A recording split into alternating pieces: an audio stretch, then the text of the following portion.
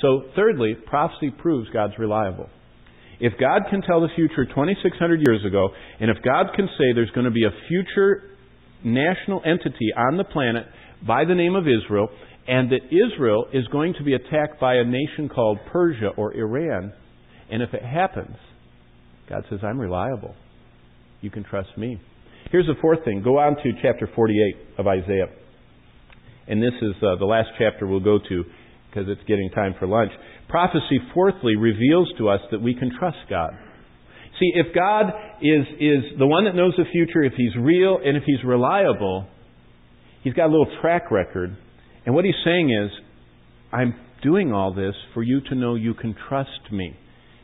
There are already 6,000 verses in the Bible that have been completely fulfilled, just like God said. Remember all the things He said? Remember the little totem pole God did? That He had the head of gold and then the chest of silver and on down. Remember the whole shape of the nations coming forward? And it went from Babylon to the Medes and Persians and the Greek Empire and then the Roman Empire. The whole thing. I mean, thousands of verses have already come true, just as God said. So God says, I want you to know I'm reliable. But look at Isaiah 48, verse 3. I have declared the former things from the beginning. They went forth from thy mouth. I caused them to hear it. Suddenly I did them, and they came to pass.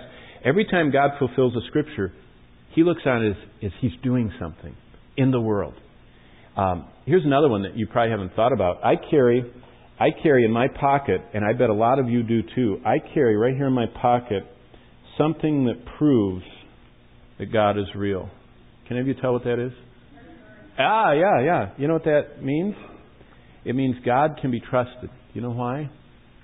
It says in the Bible that at the end of the world, no one can buy or sell without the what?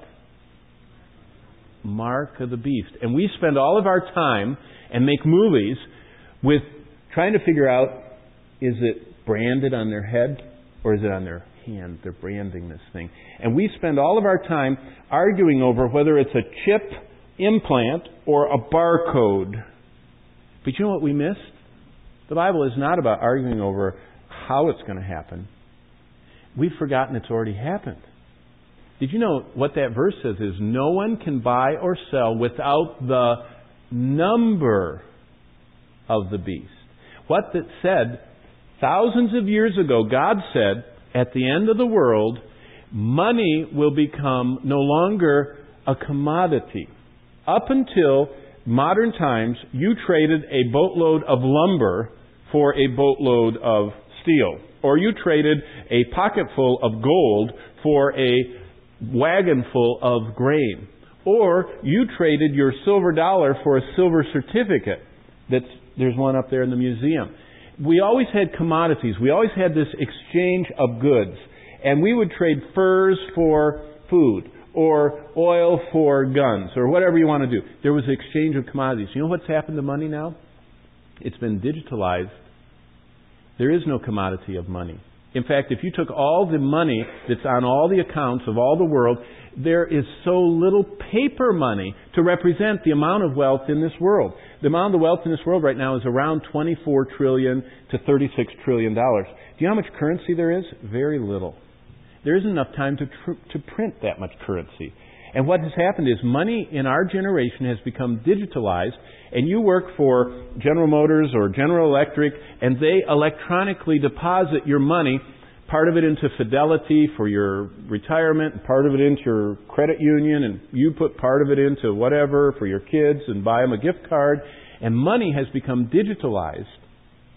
And we take our credit cards, and like I just went up to that one-armed bandit that I went to called Shell, and I poked in my card, and it stole $100 out of my account and gave me about $20 worth of gas.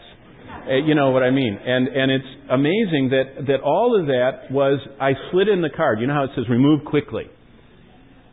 Like that. And it read that strip, which is digits.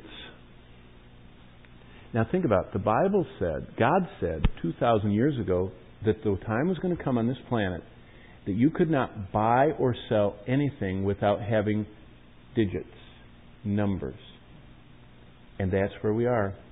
What does God say? Keep going. I've declared the former things. Verse 3. They went forth from my mouth. I caused them to happen. Verse 5. Even from the beginning, I've declared it to you. Before it came to pass, I proclaimed it to you.